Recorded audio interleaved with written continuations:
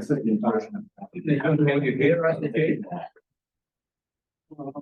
I think it's also our.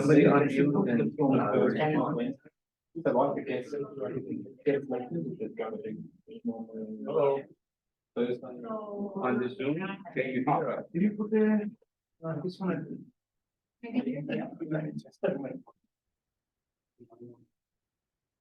Wow. Yes, I am able to hear you. Yeah. Yeah. You gotta get it. Yeah.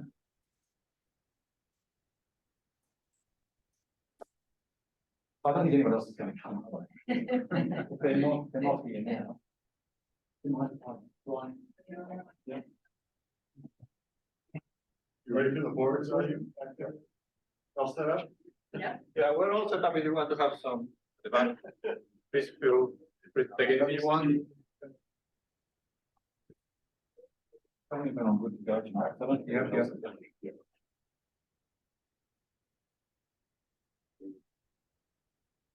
Extra sessions. Oh,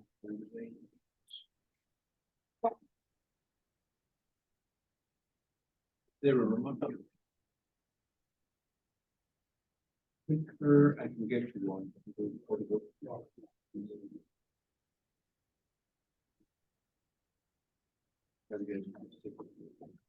Pull the cable out in here.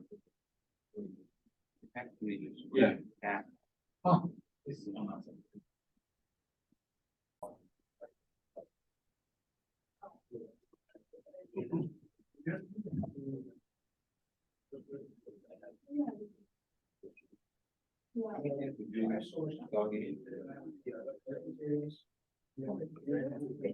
Hello, hello.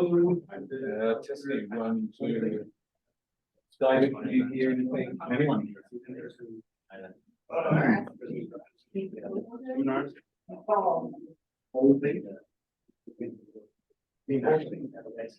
No, in front of my office. Yeah. Yeah, okay. So if they can hear us, that we're going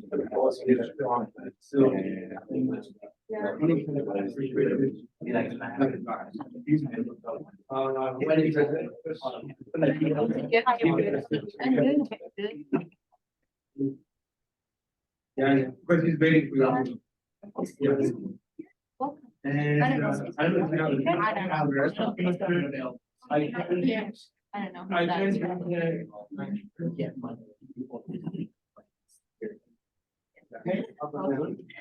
okay.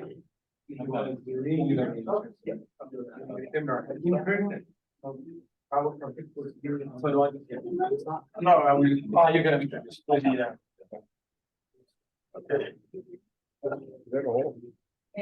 Hello, let's get started.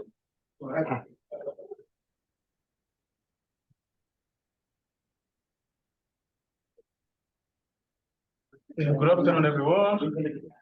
Yeah, today we're going to have a unique presentation from the president of International Tunneling and Underground Space Association, the World Peak Underground Civil Infrastructure Body representing the interests of more than 100,000 global subject matters, experts, and 79 member nations as the Peak Underground NGOs in the United Nations.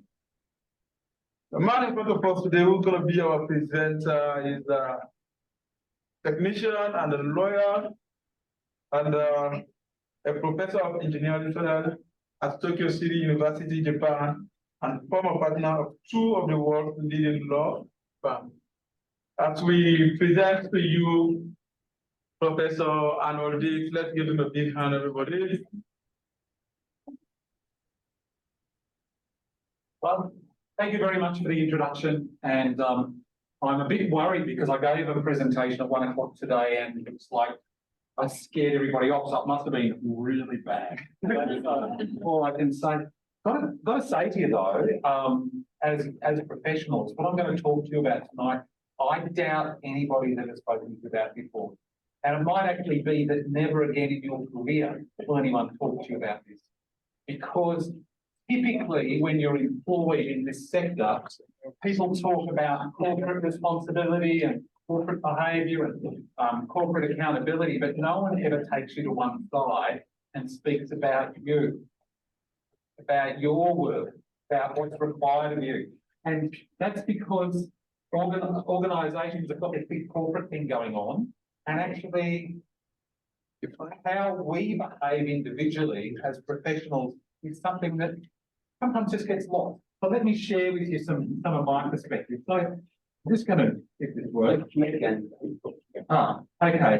So I've called it our obligations underground from law to fires, cross-passage spacing and construction, a disaster investigative perspective. So I'm wearing black. In my day job, I have either the fortune or misfortune of investigating disasters.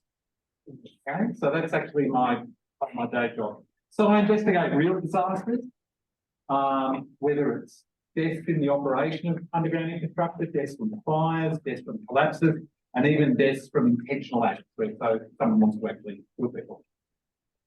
The one thing about death is it really focuses the mind, okay? And it's something a bit miserable. So I'm just going to show you what it looks like underground, not in a grisly way, but what's important about these images I'm going to show you is the people who you'll see here who are dead, like them, and the one over there, you'll see more, there's nothing on them that makes it look like they're injured. So they're not burned, they've got no injuries on them, but they're dead. Why does that focus my mind, and why am I talking to you about that? Because it reminds me, and I hope it makes you think just about how incredibly fragile life is. Really, really fragile. So if you're doing computational work, say you're doing a CFD model on concentration of gas XYZ in your mine, and you're working out the air exchange, and you're working out if there's a fire, what are the egress pathways, what's the time, how long is it going to take, are they going to be able to get to a safe place? And your grid or your framework is a little coarse, and you don't notice that carbon monoxide gets to a particular level, it's only for a few minutes, it's only like, you know, just literally a few single digit minutes, you could easily miss the fact that they're dead. The graph looks good, the modeling's great, the fans are on and everything, but the transition from, say, conventional ventilation through emergency ventilation, that transient state where the deaths occur. So if that's all you remember, I've probably done my job, because we as professionals get quite comfortable underground, and it's really easy to forget that it only takes a really little rock to hit you on the head. You don't have to be smudged all up the wall, right? You could just a little rock. And so if I've just reminded you about that, that's good. And also that we're a living creature that requires air all the time. And you know how your lungs work, you know, you're just a bit of a crush, it's not going to work anymore, air quality, all that sort of stuff. So I don't have to show that again. The future, and it's a bit of a philosophical argument here, but newsflash, none of us can see the future. We can think about it, we might think we know what's going to happen, but we can't see the future. None of us intend to kill when we go to work. And we make all sorts of choices every day, and we're trained to make these choices. We're paid to make these choices. We're qualified to make these choices. We've got degrees and postgraduate things. We're trusted to make these choices about predicting the future. So even though you can't predict the future, we have an educated guess. And sometimes you get it wrong. So from a legal point of view, it's a bit interesting, isn't it? It's like a philosophical question. Here you are, you've been studying all your maths and you've been studying all your physics and your chemistry, you've got all your models and everything's looking really good. And that's used to predict the future. And in the end, the people are squishing and they need to breathe. Sometimes we get it wrong, and we didn't mean to get it wrong. So the question for the lawyers and the question for you as professionals is, was it okay you got it wrong? Because actually, being an engineer, you are licensed to sometimes get it wrong. Because if you get it wrong for all the right reasons, you're okay. You haven't done anything morally wrong, it's just you haven't seen the future in the way that it's revealed itself. So this is not like on the TV, you know, like this is like a real legal presentation as opposed to the, you know, gonna go to jail now sort of thing. I'm telling you, you get the future wrong for all the right reasons, you're okay. Doesn't mean people are going to love you, doesn't mean you're not going to end up in the newspaper, doesn't mean you're not going to lose your job, but you're not going to end up in jail. But if you get the future wrong and you weren't doing your job right, as they say on all the American movies, Houston, we have problems. Okay? So if you're going to get it wrong for the right reason. What I want to do in this presentation is actually to give you the confidence to get it wrong, which is kind of like, so hang on, I've got a person here who's going to talk to me about the confidence to get it wrong. The reason I want to do that is you're at the first lecture, and of course there was like one of you, no, 3 of you who were there. I was begging the audience to get engaged to deal with all the world's problems at the moment. The problems that we are uniquely empowered to actually do something about. But this is the other side of that coin. Now I'm going to talk to you about how you actually do that and don't get into trouble. So I'm not sure how many of you have had other jobs, but I can tell you when you get into the workplace, 100%, absolutely, there's going to be peak performance indicators, whatever they call them. There's going to be deliverables. There's going to be threats, like if you don't do your job this way, you won't get promotion, all that sort of stuff. There's going to be differences of opinion. And you're going to find yourself making decisions you're not comfortable with. And sometimes you're going to find yourself making decisions you might even be ashamed of. So put yourself in a mining position. I don't know, the drift's there, you've got your temporary support in, you're under pressure for production, you're feeling a bit, is it okay, is it not okay? You send the crews in and there's a seismic event, right? So there's a fine line here, and this is what I just want to illustrate here. This is real stuff. If you get it wrong, the consequences are big. Sometimes what we think of as a good decision turns out to be wrong. Our predictions for the future for all the right reasons are wrong. That's the one I want you to be in. I've got a choice. I want you to make bad decisions for all the right reasons. I don't want you to make uncomfortable decisions that actually backfire on you. Don't mind you're making a mistake. So, part of the other challenge that we've got, and part of the reason I've got so much respect for everybody who does what we do, I don't know how to look at the chat. Well, what's happening in the chat? Question is comment. We can relate, but Okay, so there's a question in the chat. Okay. What we do isn't a game, and the place that we work is inherently dangerous. Doesn't mean you shouldn't do it, but it's not like IT, where you've got an IT job and you have a problem with your programming and the program doesn't work. Tragedy. Our stuff, it's at the serious end. And as we've spoken about before, underground, when things go wrong, it really, for us as human beings, is a problem because we can't deal with the sort of forces that are involved. I mean, I don't reckon we've got the skills of an earthworm, really. Just a bit of soil on us and we're done. Whereas a worm at least can survive that. And yeah, it always strikes me that. So, and that's just getting a bit of soil on you. It doesn't even have to be a big block. And then, of course, a fire in a confined space is bad. I've dealt with a lot of them. Flood, yeah, nothing like a flash flood. Again, it doesn't take long to drown people, and by the time I get there, there's no water anymore. Just come through, drown them, gone. And of course, collapse.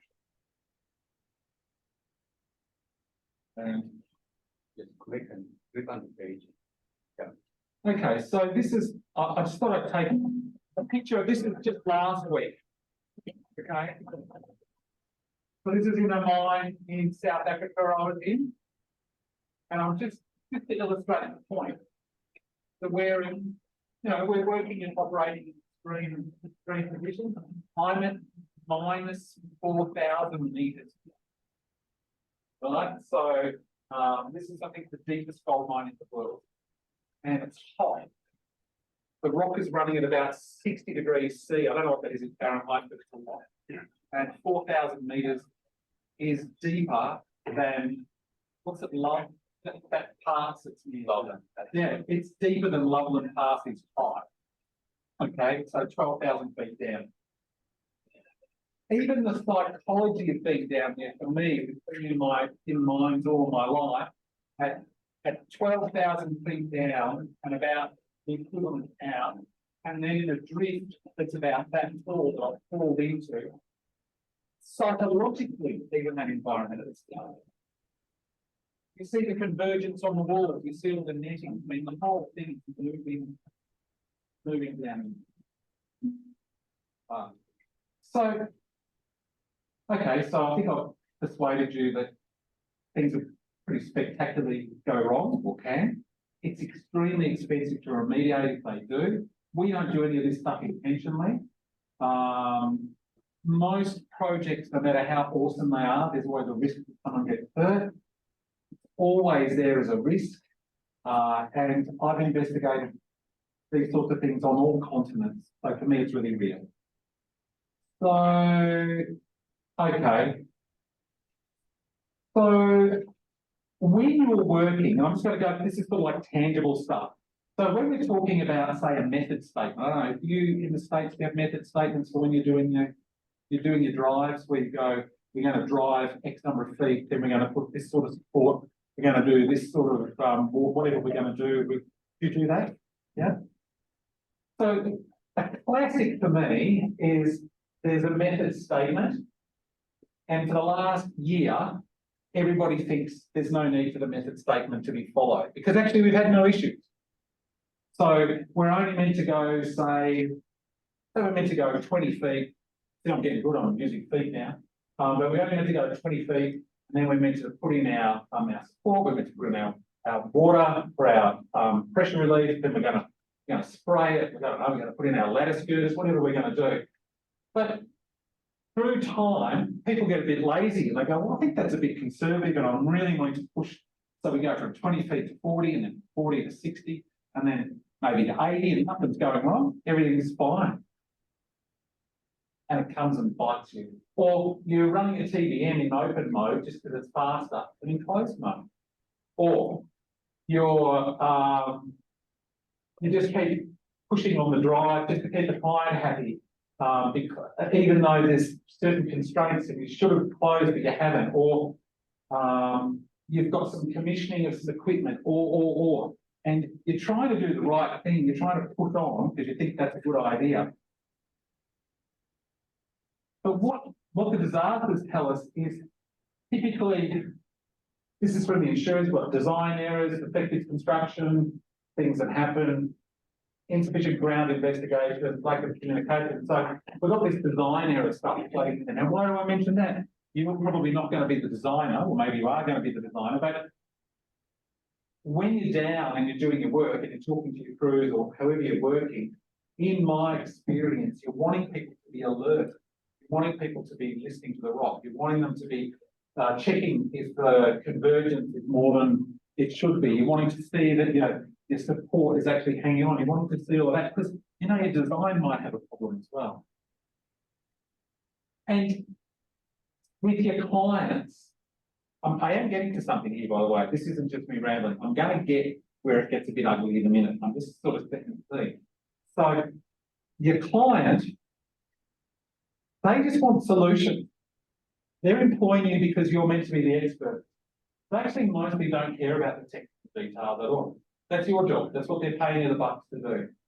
They don't understand the complexity of what we do.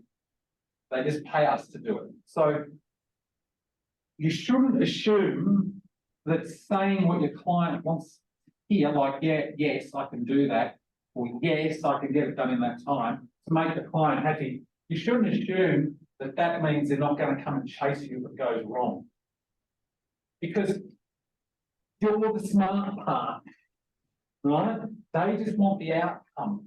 They're relying on you to actually hold your position and say, I'm sorry, but I can't. We actually can't do that within that time frame. Or we really do need that support. Or I really am uncomfortable. Right? You hold your position. It's really hard, particularly if you're recently graduated, to have somebody say, no, we'll get somebody else, we'll get someone else, or whatever. Let someone else. If you're not comfortable, don't sign yourself. The clients tolerate us because even though we cause them pain, because we don't always say yes, get them what they want, right? This stuff we do is really expensive. So remember, money's being diverted from education, hospitals, other things that people could spend money on. So we've got to make sure what we do is of value. And after an event, we are going to be criticised if we haven't acted honourably from their perspective. So it's not enough that you say to the client, yes, yes, yes.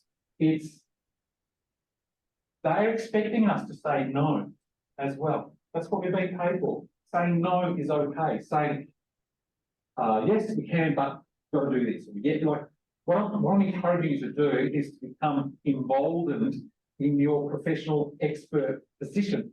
So you don't end up basically the human sacrifice when something goes wrong, because that's where I'm getting to.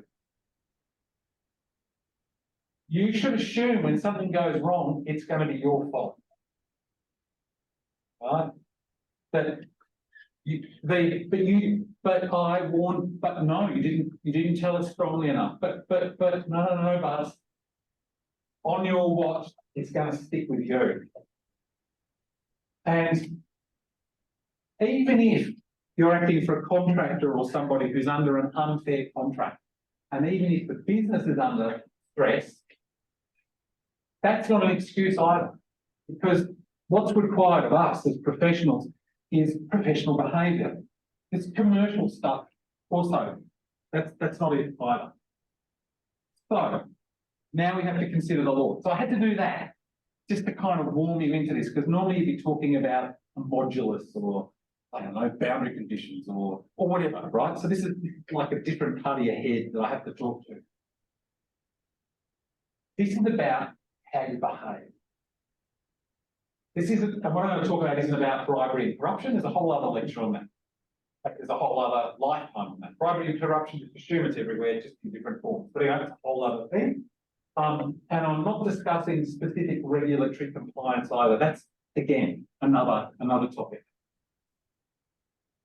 This is about a general discussion for anywhere on the planet. Wherever you might be working. Firstly, you're always judged after the event. What does that mean? Everyone except the judge thinks you've done something bad because something bad has happened. Right? The newspapers, the families, the employer. You've done something wrong because something has happened that's bad. Therefore, you've done something bad. But remember the first idea, you can make a wrong decision for right reasons. So assume if you're involved in something bad happening, that everyone is going to hate on you big time. Well, just assume that. Beware when that happens. I have to have my special medicinal diet.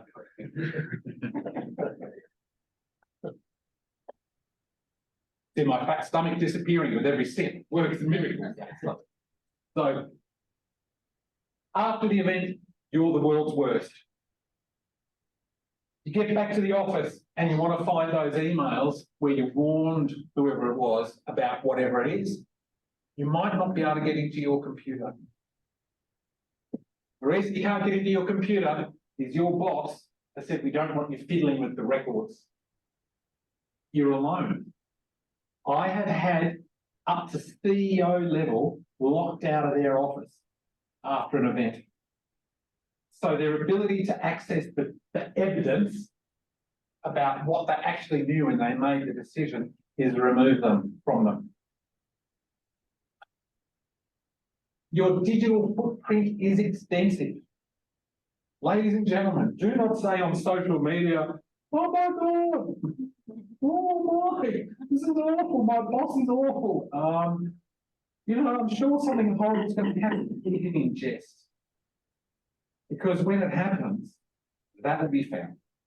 So don't do it on social media. After an event, don't talk about it on social media. It's used or can be used as evidence of your state of mind. Don't do it.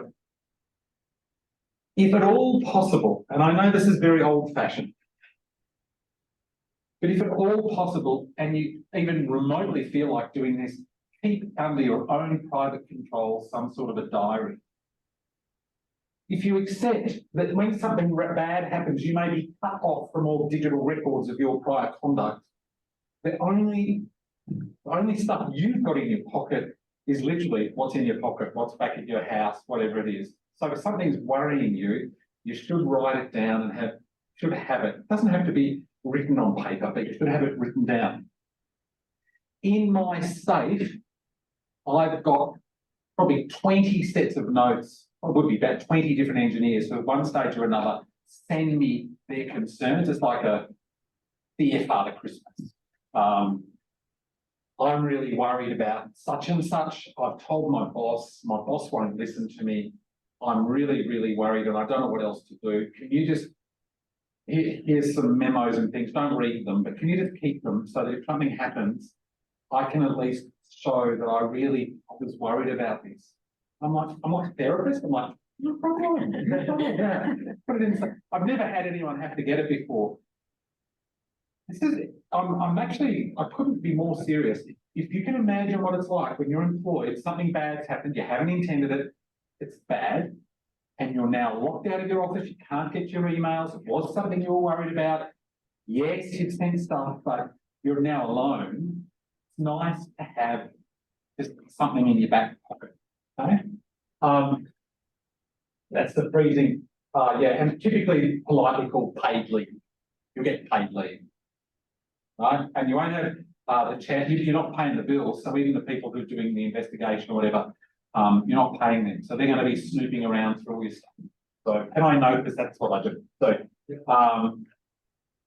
So keep that in mind. So you've probably heard this idea of crimes, right? You're not criminals. You're not criminals. So long as you're doing your job professionally, you're not criminals. So to be a criminal, you need to have done some sort of moral wrongdoing. So if you intentionally cut corners, if you intentionally didn't do your engineering properly, if you intentionally weren't acting professionally, then you might end up in the crime area. But you don't want to be there. I'm not thinking you're going to be there, so don't do that. When there's, I told you this is different to what you normally do. So I know we're at the weird end, right? This isn't the law. You'll never have another lecture like this. You just have to just work with me with this. The moral dimension of this is the choice, and that's your professional stuff. You chose to not follow the procedures in relation to support. You chose to allow the mine to operate when the emergency ventilation systems weren't operable because they were doing some refurbishment. You chose to not replace the firefighting equipment because it was only going to be out for a few weeks and what possibly could go wrong. You chose. This is this choice stuff.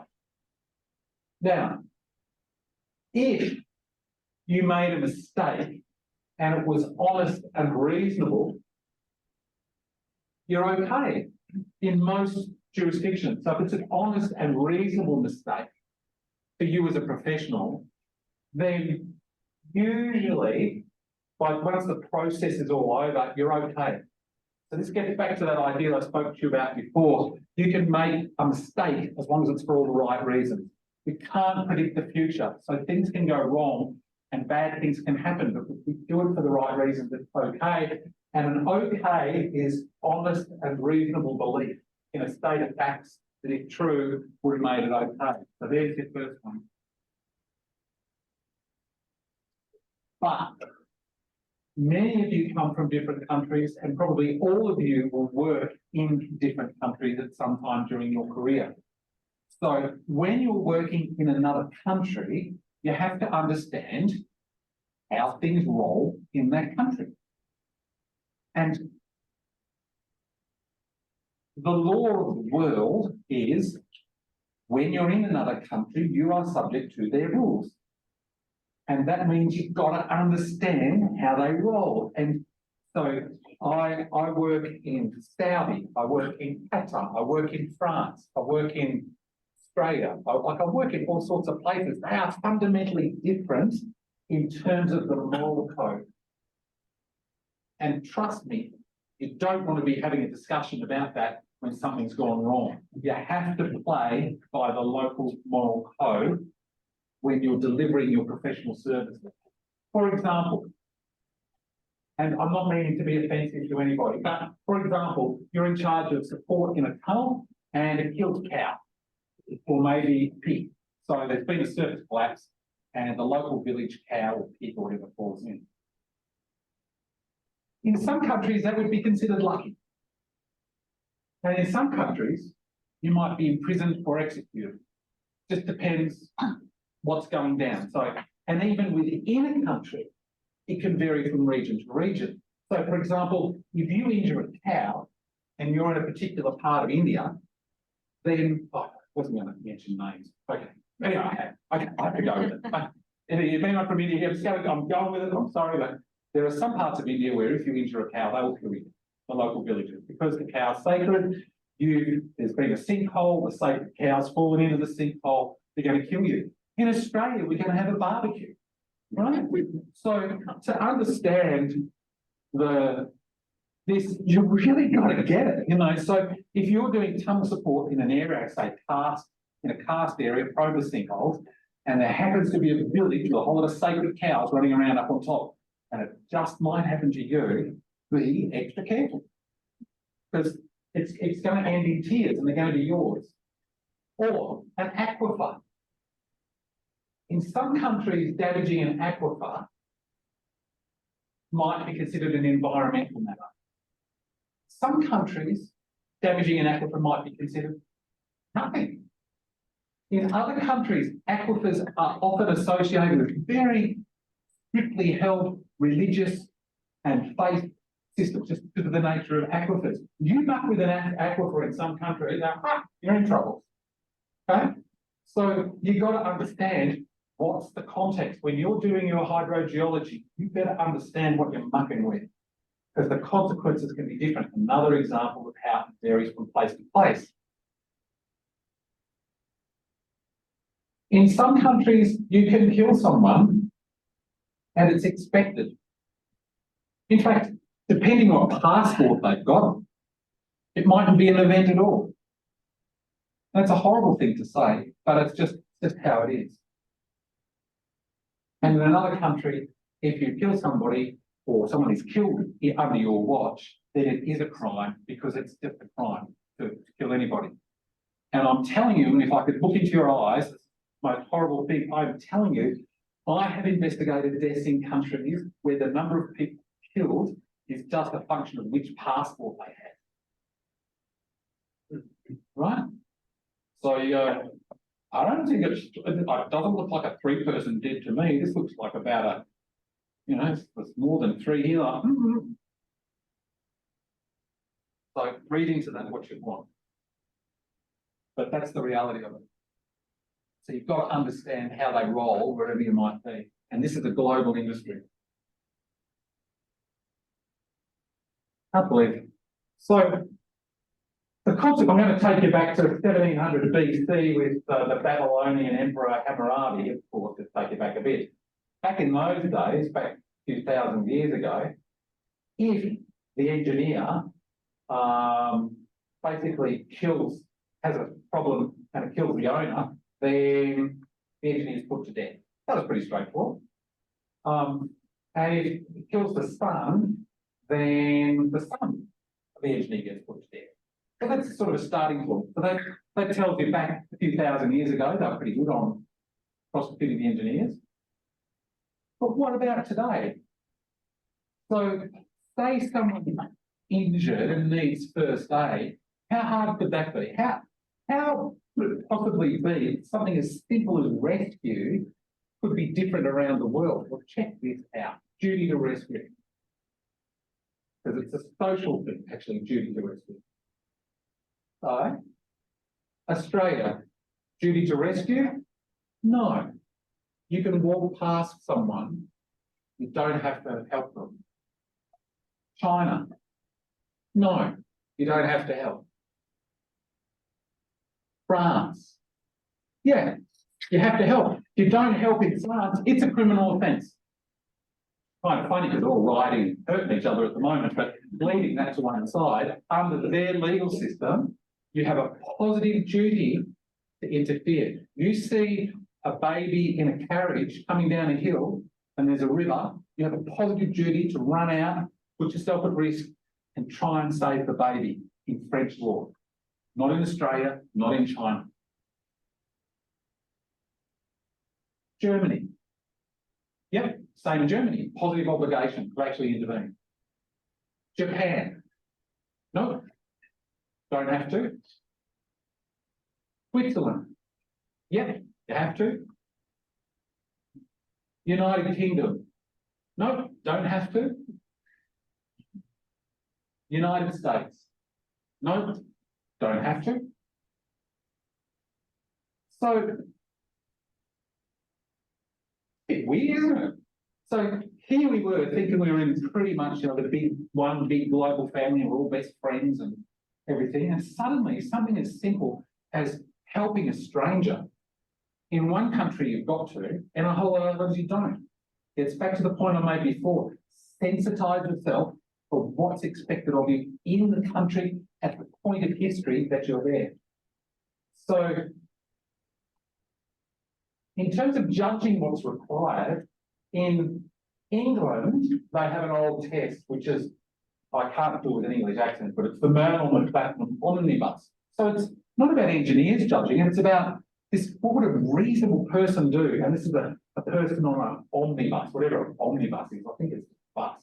In America, now, it does vary from state to state because America's all these different countries under your interesting system. But generally, my use of the language was just very good there for a moment. But in America, they call it the man who takes the magazine at home and whom in the evening mows the lawn in his shirt sleeves, whatever that means. But this idea of what would that person think when they judge you as an engineer? What would this, whatever that sort of American person is, what would they think? And in Australia, it's the man on the Bondi bus. Okay, it's gender specific, but it's, get the idea. So then what are we? What are they going to judge? How are people going to judge our actions? So something bad happened. Everyone's assuming we've done something wrong. How are we going to be judged? Well, we're going to be judged by evidence of professional knowledge about whatever it is we've made the decision, whether it's sport, whether or not it's ventilation, whether or not it's aquifer protection, whatever. Doesn't matter what the subject is. We're going to be judged on what skills are required to deliver the outcome that's wanted, to extend the mine, to build the tunnel, to make the cabinet, to whatever it is. So, no desks back there? So, what makes it different for us, because we're of the education we have and the licenses we hold, is our peers, other experts will give evidence about what can be expected of us because of our expertise and training. So it's not like this person, this American random person who's going to judge you, judges on our technical stuff. No, they hear from other experts, like other people who do what you do, and they give evidence about what should have happened. And of course, experts being experts are all very wise after the fact, but of course, after the fact, you go, oh yes, well, it was obvious that the support was going to fail because of blah, blah, blah, blah. So we have to get this reasonableness back in because we're predicting the future. So I'm now zoomed right around to this moral thing. So each country has its own. I'm going to just raise something with you which is important. When you go to work in a country that isn't your own, double check whether or not there's an extradition treaty. Because normally what you do, I'm just telling you this from experience, is when things go really wrong, you run like hell, right? And so you want to know whether or not they're going to get you back. So some countries they can get you back, some countries they can't. The example I give for me was I was doing a fire test in a brand new facility to determine whether or not it would alarm and do all the things that had to do in a particular event. A really critical facility, and it was a test, like I'm doing like a proper test to make sure it all functions. And it certainly alarms went off, but then I couldn't turn them off. So the turning the alarms off thing didn't work. And then all of the systems, and it was a really serious bit of infrastructure, they all activated and they weren't properly installed, so they blew up a lot of the buildings. So they blew all the ceilings out and they, like, it was a disaster. It was like a bomb had gone off. It pretty much had with all pressurized and it all blew up. So following my own advice, I literally ran to the airport and got on a plane and flew away. And then by the time, didn't even go back to the house, just zipped on out of there. So by the time I got home, there was a very furious client demanding that I get home. I'm like, no, I'm not coming back, because the particular country does have a reputation of putting him in jail a fair bit and asking questions later. And I much prefer to be at home with my family. So luckily there was no extradition treaty. And then in time, once they got over wanting to kill me, they realised that what I'd done had just saved a catastrophic failure during operation. And this was exactly why I was doing what I was doing. Because if this particular facility had been operational and this had happened, the consequences could have been catastrophic. So it wasn't good that it blew it up, but that's what I was meant to do. Yeah. Especially with point of view, like running away from a problem that you might have created. Does that ever just look back like badly against you? Yeah. Later in the investigation, they point that out against you. Yeah, it did, but I'd been put in prison on another occasion there, and You're used to it. yeah, I'm sort of used to it. But like this is what I mean. It's kind of good. You're a small room. Like I remember the lights. So again, in a country far, far away, I was conducting a major exercise, and it was all approved with the police and everything. But it's a bit of a giveaway now where it might be, or if it minimises the regions. The special police who look after the EMEA decided that the men who were under my command were obstructing them, and therefore it's like an act of treason. And so they, even though it was all approved, they decided to arrest me and beat up everybody else and just, do all the normal sort of stuff. So I'd already experienced this once before. So yes, it doesn't look good, but on balance, I'm going to run away. And so, and it was good. After about probably 4 or 5 months, once everyone realised how good it was that it actually blew up what was in operation, then I was welcomed back and they thanked me. But the initial reaction, like I'm talking to you about, is when something really bad happens, the presumption is that the engineers who are involved in doing it, they've done something wrong. And you can't have the discussion, yes, well, that's the whole point of blowing up this multi-billion-dollar facility, was to prove whether or not the systems. That's not the time to have that discussion. We just let everybody just chill, let's take some chill pills. So this isn't academic, like I do this stuff. So, yeah.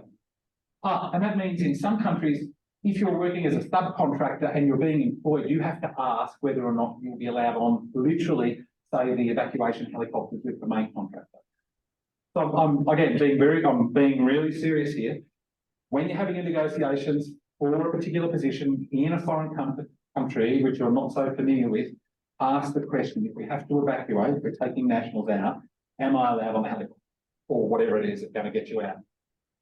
Okay? Why this lecture is a bit different to the others. It's probably good that there's not that many people here. Maybe we should be turning the lights down a bit as well. I'm anonymously telling you, sharing with you some of this stuff. It's really good to know this before the event. And it's just a simple question during a job interview, and if they want you, they'll let you on the helicopter. But if you don't ask the question, they're not going to. They're going to take, I don't know, the senior engineer's dog as a preference, as they do that sort of stuff. People get hung up about their pets. Anyway, that's a whole lot of stupid. So, what the court cases tell us about engineers is that and this is taken from an old court case that illustrates what's expected of us, the standard that's expected of us, no matter what it is that we do. We possess skill and ability sufficient to enable us to perform the required services, at least ordinarily and reasonably well, and that we will exercise and apply in the given case our skill and ability and judgment reasonably and without neglect. But the undertaking does not imply or warrant a satisfactory result. See, that's the get out of jail card. Okay, everyone's really angry with you because something bad's happened. So long as you're doing your job properly, it's okay. So when you're doing your job, if you think you're in an area which is a bit tricky, make a trail behind yourself in your documents, in your emails, in your letters, in your opinions, in your advice, that evidences at the time before anything's gone wrong, how it is you come to a particular view. Because it's easy to say after the event, so I'm asking someone questions. So you knew there was an issue with the support. Yeah, I knew there was an issue with the support, but I did a whole lot of calculations and satisfied myself that using the temporary props was okay. Oh, good. Do you have that memo? No. But you have a note about it? No. Did you tell anyone about it? No. Yeah. I believe that that's a really good example of that is what happened in Rubadin, right? When the dam collapsed and all these alerts and warnings were magically disappearing. Yeah. After the event. Yeah. Absolutely. That's what happens. Yeah. It's in Nicole Highway collapse in Singapore. All the alerts were going off with the temporary works. And luckily not that many people were killed. And it was like this major collapse. Have you studied that? Okay, you don't study. So they were using Plaxis, I think, doing the modelling. It wasn't dealing well with the temporary works, the really poorly behaved profiles. The distinguishing feature between the winning bidder and the other people who tendered for the job was that these people who won it did really cheap temporary works. And the modus operandi was, if we go fast enough, it won't collapse. That's the bottom line. Let's put them up. If we go fast enough, we'll get the final works in. And commercially, that was their big, smart, clever commercial thing to do. And so what they did, even though the engineers were screaming, the site engineers are saying, we're getting deflections at this rate, our model is saying it's catastrophic, things moving, and they're going, oh no, we'll have a workshop on that next week. We're going to get a Plaxis expert in, and then the local teams didn't have enough licenses for Plaxis that are wanting to do recalculations. And so classic, catastrophic. After the event, everyone's trying to protect themselves, but actually a lot of the people who hadn't done anything wrong, blame was on them because they hadn't actually documented their concern, even though everyone knew they were concerned. They hadn't actually gone to their boss, it's going to collapse, because they were worried that they're like the soldier who's out of step. They're feeling like they're out of step. Yeah. What's protecting me? What's protecting my job when I go to my boss and say, hey, this is terribly wrong. You gotta go this up. Yeah. And he goes to me, no. Fine. So as long as you evidence it. So you've got to be careful how you do it, because bosses tend to be sly old dogs. So you've got to be a little bit sneaky about how you do it. But I would always recommend, if you're really serious like that, writing a note saying, hi Steve, look, I know I was really, I'm really concerned about such and such. And look, thanks for spending that time with me and explaining our position. And yeah, okay, I'm going to do what you said. Right? See? This is where I turn into slippery lawyer, right? So you're not wanting to make trouble for your boss. You're not wanting to make trouble for yourself. You're not wanting to make trouble for the project. I'm not wanting you to go on a hunger strike. That's it. I'm going on a hunger strike. That's not it. Just protect yourself. Evidence it in a nice way. Nothing like I don't know if it's an American term, but in Australia we call it sucking up to a boss. Oh, you've got so much more experience than me, and okay, you heard my concerns. I'm going to do what you say, which is secretly translated. Right, so because you can't be such a, to be like subordinate, you can't, I don't know what the word is, you've got to do what your boss says. All I'm saying to you is think about your professional position and make sure you're not going to be the human sacrifice at the end. This is why this talk is different to anything you'll ever get ever again. This will never be discussed in a company. From a company's point of view, it's really useful if they can sacrifice you, but you're the most junior. Right? So why would they tell you these strategies? Because your boss doesn't want to lose their job. I'm not suggesting that this is intentional, but it is how it is, right? So I'm just giving you a strategy there, man. So courts also say that when we come along and do our job, where the client can't expect infallibility, can only expect, again, the same idea, reasonable care and competence. They purchase a service, not insurance. So we're not an insurer either. It's an important distinction. So actually, courts tend to be pretty reasonable because knowledge is always increasing. An engineer will be held to possess only that knowledge and skill available to the profession at the time they're employed. Right? So that's the other thing, you benchmark yourself. That's why you go to a conference. That's why you've got to keep a bit up to date, but you're not going to be judged on the latest and greatest and newest thing. Because in the end, we're field engineers, we're design engineers, whatever. You just have to be reasonably good. We can't all be Einsteins. Like we're doing the best job we can. Because of the inescapable possibility of error, the law has traditionally required not perfect results, but rather the exercise of that skill and judgment that can be reasonably expected from similarly situated professionals. Getting a feeling for this? So even though the newspapers, social media, the politicians and everyone might be really angry, and this is why I love the rule of law, by the way. I'm a huge fan of the rule of law.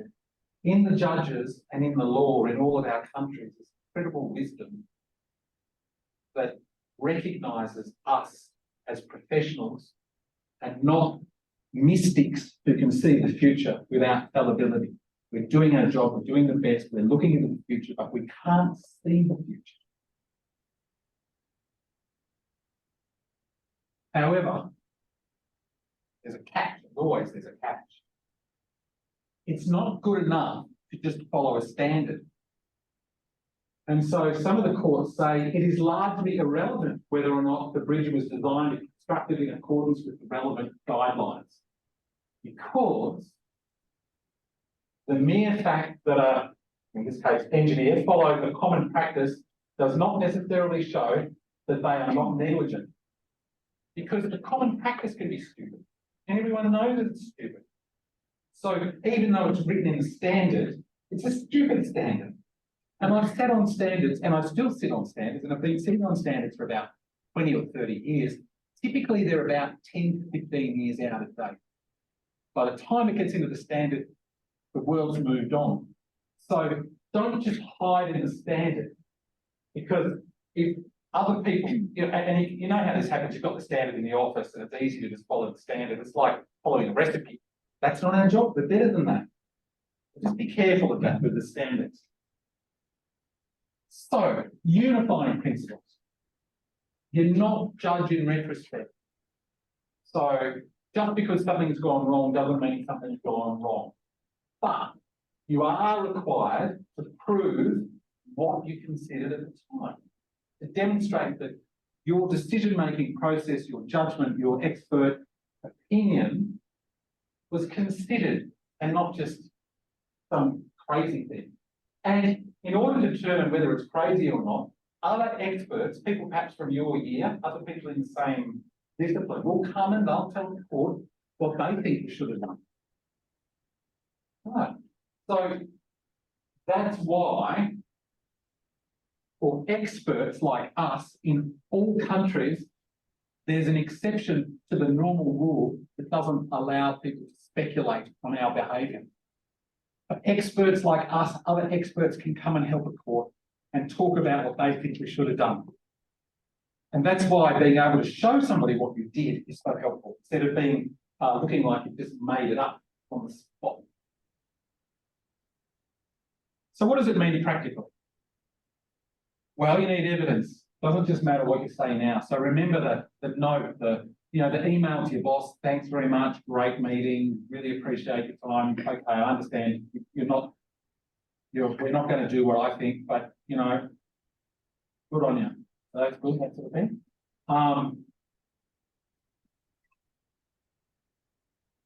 What if it's your job? It's what is your job? One of the problems you'll find when you're out of work is knowing where the boundaries of your responsibility are. And sometimes the disasters happen because there isn't anyone actually watching a particular issue. So understanding what the ambit is of your technical responsibility and what you are and aren't responsible for, and making sure that's very well crystallised is important. Because otherwise what happens is, even though it's not your job, it's like pass the parcel. Everyone else is quicker to say it's not their job, and you're the last person standing, so it must be your job. So try and get real clarity over where your job lies. What's your job description? What are you responsible for? Who reports to you? Who controls you? Who do you report to? Who do you get directions from? How do you report stuff up? How do you report stuff down? That sort of stuff. What's your corporate position? As I say, so what records do you keep for yourself? What do you say on social media? Do you know, and I'm sure you do, about the risk of your digital shadow being manipulated? Is that something that's spoken about here? Where you don't, typically in a business environment or a work environment, you don't actually have control over your digital information. So there's a risk that your past can be changed. So what I do, because I'm reliably informed that this is a common method of blackmail, not just of engineers but of everybody, is I try and make a backup that I keep of my own digital material every now and then, so I can prove what my background is. So that's things like my social media, my whatever, because there is an industry that takes your digital information, puts into it other things, and then blackmails you. Like a special sport. So, in summary, again, I told you this would be the weirdest presentation you've ever come to, right? We haven't discussed feldspars, we haven't discussed stress fields, I haven't even talked about hydraulics or what sort of metals we're going to use. I haven't talked about anything about that. What I've talked about is the social framework that you're going to operate in an environment where your decisions can really make a difference and you can be accountable. So, you can't predict the future. All you're expected to do is to use your skill and judgment professionally. That's why you get paid the big bucks. That's why a graduate from here earns more than, say, someone at another mining school that's not as good. We all make compromises in our daily work. That's okay. Perfect isn't required. So I'm not coming here in a religious capacity saying, "Oh, everybody, like I'm, not going to do some sort of what's required of you, and you have to be perfect. And if you're not perfect, you're going to get judged and all that sort of stuff. You are going to get judged. You're going to get judged on earth. Okay, we'll leave judgment elsewhere for later. So even if the earth judgment gets it wrong, they'll sort you out once you get it. Don't worry. But this reasonableness is what's required, right? Making mistakes for all the right reasons. None of us want to hurt anybody. None of us. I've never met any, professional people, most of them not. Very few people who are professional want to hurt people intentionally. I don't think any of you do. I have met a few who do, but they're not so nice. I don't like it. But we don't want to intend to cause harm to anyone. That's not how we roll. But if something happens, there's going to be an investigation. There's going to be an investigation by someone like me. Keep your own records. If there's something you're up to that you think could be a bit iffy, and like your question before, make sure that you talk up talk down, cover yourself in a nice way, polite way, gentle way, professional way, but cover yourself. Be prepared for being locked down of your records. Sensitize yourself to where you're working, when you're working there, time, place, country, context, project.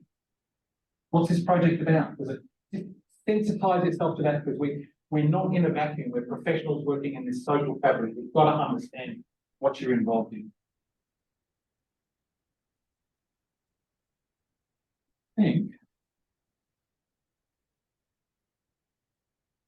Okay, so here's the examples. Sorry, because now I've got the tangible example. Build a cross passage. Okay, cross passage, great. Why the cross passage? Well, we want a cross passage, I showed you the dead people. You don't have the ventilation right, they get killed. So what spacing? There's all sorts of spacing requirements, all different standards. So roads can be different standards, mines are different. So there's a set of standards ranging from 100 to 500 metres. So what do? You exercise professional judgment, work out where you are and do it as you do. So I just listed 5 values, 4 of them must be wrong. No. You've got 5 values there. Which one works for you? Exercise professional judgment, work out where you are, work out what roles, document it. Because if something goes wrong and people die because they weren't able to get to fresh air, this will be a question that will be investigated. Okay, and this is and the reality is when you go, this is the case for underground for road tunnels, no one actually knows where the numbers came from anymore. It's been forgotten. That's just an example. So what we tend to do as engineers is we get practical solutions to things, and usually we reverse engineer more often than you know. Like you know what result you want, and you just work backwards from that to be able to demonstrate it. So if the KPIs were different, we might do our jobs differently, like time to finish a level of Candy Crush, I put in there, time to post 5 images on Facebook, like there's a lot of this stuff, it's just like we call it engineering, but no one can even remember where it comes from. If you look in your stuff in the US, there's a lot of 1,000 cubic foot per whatever it is, or imperial tons. The world doesn't work in round figures like that. These are just like a recipe book. So we're better than that, and so that's what I'm making. I'm saying. So we go to construction risk. Here's a cross passage, typical cross passage. Here we are building a cross passage. Right, lovely. We've got a method statement to do that. There's my daughter building a cross passage. There she is. I'd like to stick her up there because she's still alive, which is good. And so they're building cross passages somewhere. And there's another cross passage. And oops, there's some rocks on the ground and some people are dead under. Right? So I wanted to show you this because it doesn't look particularly spectacular. It's not that much rock, and it's just a cross passage. And I go to investigate that, and what do I find? I find, wherever that might be, that there's a method statement that says building the cross passage should be, you go 1 metre, you put in the weep holes, you stick up your lattice girders, you blah, blah, blah, and then you go another metre. But they found these cross passages could be built a lot quicker if you did 4 metres of it, and then work back. So you stick you'll see the lattice girder is at the back, and then they're going to bring their support back out because it's quicker. And anyway, there hadn't been any problems until they got killed. So, and so when I have a look, and I'm not sure if you've talked about this, but we call this coffin cover, where you've got what you think is really competent rock, but there's just a tiny little bit of siltstone in there, and they hadn't picked it up. And the TDM on the other side had passed through and actually changed the how all the stress fields and everything were working there, and so that just fell down on their heads. And that's what it looks like a little bit closer. And that's like everyone's feeling miserable. So there's me, my investigation team are there, my daughter, there. That's the got to bring the kid to work, of course. So and so we're investigating there. This might be one of the places where it depends what passport you carry, whether you die. So What about fire authorities? So fire authorities, they always are fairly depressing to deal with because they always know how awful everything's going to be. Like whenever they close their eyes, everything's on fire, everyone's dying, there's smoke everywhere, and all the rest of it. So whatever you do when you're having a discussion with the fire authority, if you're doing anything less than they do, and you have a fire and people die, they're going to come and hunt you down. In my view, they shouldn't be a de facto approval authority. You actually as an engineer, you should be in a position to lead that discussion, but beware. So, and that's just some standards. And as I say before, don't just do simple compliance, because that's not it. So, let's say the cross passages, you as an engineer can figure out the cross passages, whether it's in a mine or a bit of civil engineering or whatever it is. But do it as an engineer. Don't just do what you're told. Don't just take the easy way out. Be an engineer. Don't get copy-paste ignoramus. Recognise that human life is frail. Do your job. Exercise your judgment. You don't have to be perfect. Collapses, water, smoke, all that stuff is going to kill. So make sure you do your job well. And in the end, that's our job, because the world needs us to do this, because no one else can. You're at my 1 o'clock discussion, that's what I was saying. It's up to us. We have to build this stuff. We're really, really good at it. And as engineers, you are uniquely able to make these decisions and to decide what's good enough, not good enough. And that's your job. That's actually our job. Just cover your back when you do it. So when I come along to investigate, you can demonstrate to me that you actually were an engineer. That's all. No more than that. You made an honest and reasonable mistake. That's all that happened. So if that was even vaguely interesting, if you haven't gone to sleep, if the food was good, whatever, I have got a podcast that deals with that in much more detail. Somewhere, I'm assuming everyone's written that down, so that's fine. That's good. I welcome any questions on what is a very strange subject, but trust me, the day that you need to know this, this is really, really serious stuff. And I hope you never have to think about it again. But yeah. So, I've been part of an operation where they're tunneling and it's a state-run, let's say, like more of a secretive operation. Let's say they're putting in like a radioactive waste like repository. There's things like NDAs involved. That make anything like this more complicated? Like, with the systems of like talking to your boss has changed a lot. no, it's usually within the project. So I guess I do that often. And it won't be a huge shock for all of you today. Every country's got all this secret stuff, right? If you're building underground, so again, lights off. Every country that you go in when you're building your stuff, there'll be other stuff. We've been building underground defence things since human beings were able to crawl in a cave, like it's just what we do. And everyone gets all excited about it as if it's new. It's not new, it's just what we do. So yes, it's just what we do. And the non-disclosure agreement is just fine because you're not disclosing, you're within the ecosystem, just having an informed discussion. And then if something bad happens, you just hide behind the NDA. So I'm not talking to anybody until it's cleared by my boss or whatever it is. The NDA typically exclude court orders. Yeah, because a court, if you tried to hide behind an NDA, they would see that as contempt. But in the investigation early on, particularly the police and stuff like that, you can, look, I'm not sure exactly what it is in the US, but in a lot of countries, you just have to say when they're asking you questions that something like, look, I really want to talk to you about this, and I will talk to you about this, but I have to get approval from my boss or something like that. Just something, and whatever they ask you, is your name Tom?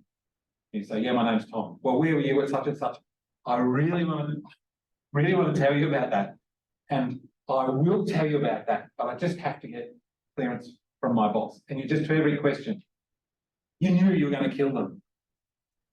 I really want to answer that. You have to say the same thing to every question, because if you don't say the same thing to every question, then there's an inference that you're selectively answering the questions which suit you. So you have to take just a consistent position when you answer it. I don't want you ever to be in that spot. Yeah. But certainly don't ring up, say, I don't know, you're doing a job for ACOM, something falls down, you ring your mates at WSP. Oh, this is what's happening. That's what the NDA is about, right? We don't do that. So, yeah. Any other? Yeah. How is construction law in English? That's good. Yeah, construction law is good if you want to do that sort of thing. Like as a career option for all of you, later doing a law degree when you've got expertise actually in the field is really helpful and good. Like there aren't a lot of combined real practitioners and real lawyers.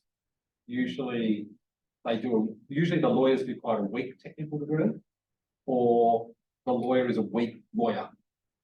Right? It's usually, you don't normally get, so if you're you come, you're a top tier school here, you go to a top tier legal qualification as well, makes you pretty awesome. Then the problem is, I'm just speaking because you're all my new best friends. Then the problem is, I've done both. I really like this better. So the money is better on the law, but I find philosophically, moral and ethically, I really like being a part of delivering the water and the sewage and the energy and the social side. I actually really like doing that. So my legal colleagues, because remember, I'm a partner of the world's biggest law firm. So partner's a big deal in the legal world. I just don't care. Actually, I really like making a difference to people's lives. So, and actually when I go to their houses, they're all pretty, so I'm having a good time. So I value that sort of more. And I don't say that as a spiteful lawyer who never did well. I did well, but I'm like, nah.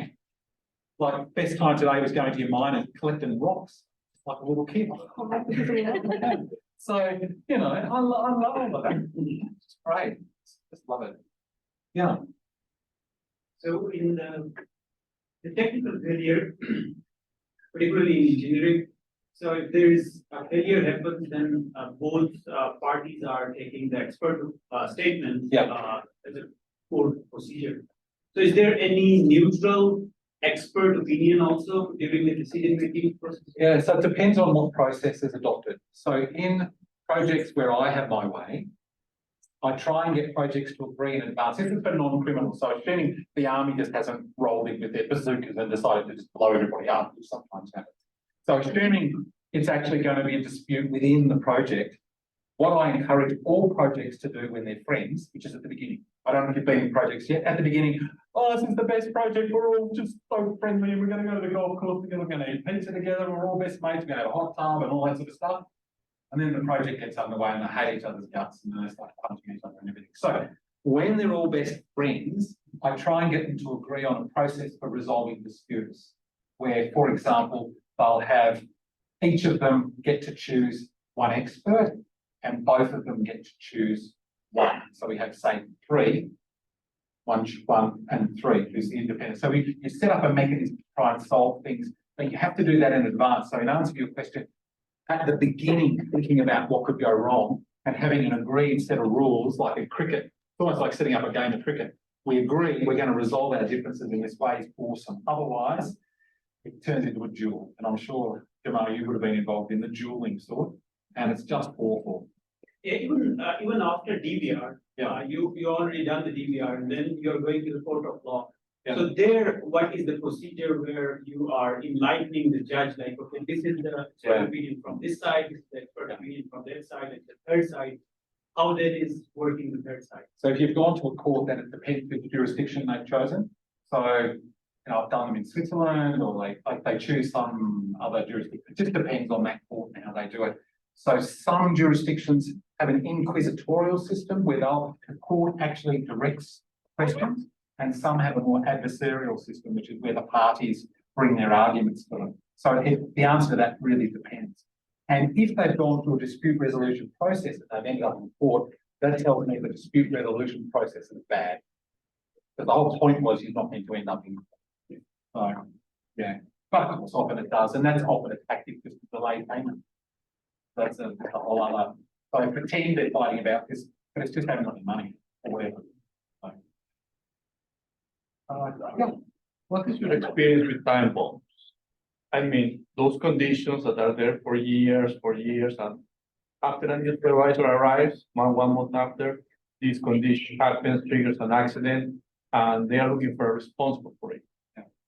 But my experience is if you're not there, you'll be blamed. That's the reality of it. So if you're not there to defend yourself, they will say, That's not what I mean. What I mean is that supervisor has been there for years trying to take palliatives to prevent the event to happen. New guys come in 1 month after the event happened, but this guy never ever like were aware of his condition. Who is the responsible? so, Or who will be chased? so if you've got new guys coming in and there was a condition that you knew about, you should tell the new guys about it when they come in. If they weren't told, then that's like setting a trap. So, again, the law in all of our countries is about what could someone, like, when I walk into this room, I can see, it's reasonable for me to have a look at trip hazards, it's reasonable for me to do whatever, but the cable that I'm not looking at that's behind me with the red line through it, I could not know that that's got 5,000 volts in it. So that I should be told about. So a bit like that. So if there's something there that's not obvious, that should be clear to the people. But if it's something that's they should be able to see for themselves. I don't know, maybe that's not the answer you're looking for either. Maybe I've missed the question.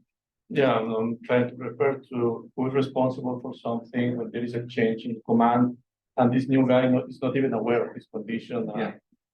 Ultimately, who's gonna respond for that accident or something? You know, so gets back to there be conflicting opinions about. Yeah, you know. that's what makes, may I ask what's to your experience depending on the country? Because different countries act in different ways. Yeah, so in some countries, the person who's in command, when it happens, they're gone.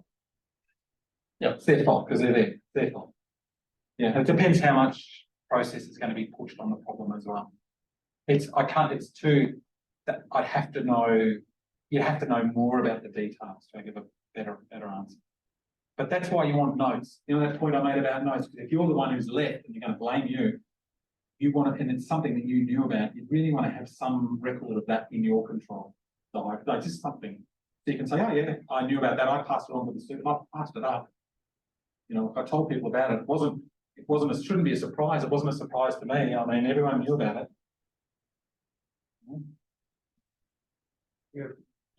Need for our. Ah, sorry. Maybe. Hey. Okay. Is this gentleman's got one? Yes, like 2 questions. The first one, I just want to know your greatest boat challenge during the mine site.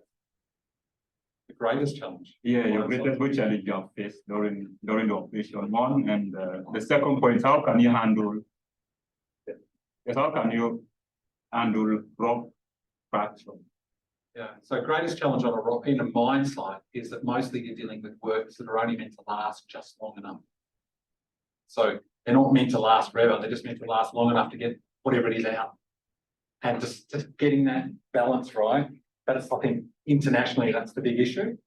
And then rock burst and stuff, it is what it is. Like it just depends on the rock, depends what's happening. Like that gets back to our professional judgment, whether you got to net it, whether you got to bolt it, whether you got to reprofile and whether you all that. That's what we do. That's our day job. Yeah, and it gets scary. I go in some mines and I'm scared. Oh, that'd be the last thing I'd advise you. If you're feeling scared in a mine, listen to yourself. Because the more years you do it, the more reason you'll have if you're feeling scared to be scared. Now, it doesn't mean you know why you're scared. Just trust your instincts underground. Could be you're feeling something in your tummy. It could be you've heard something but you haven't heard it. Whatever it is, trust yourself.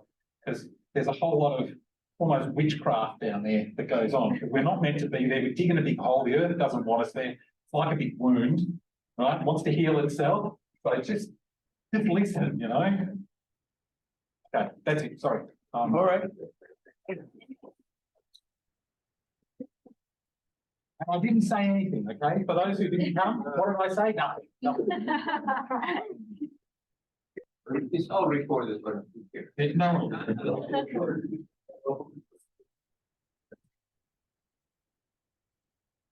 Yeah. Yeah. Oh, yeah.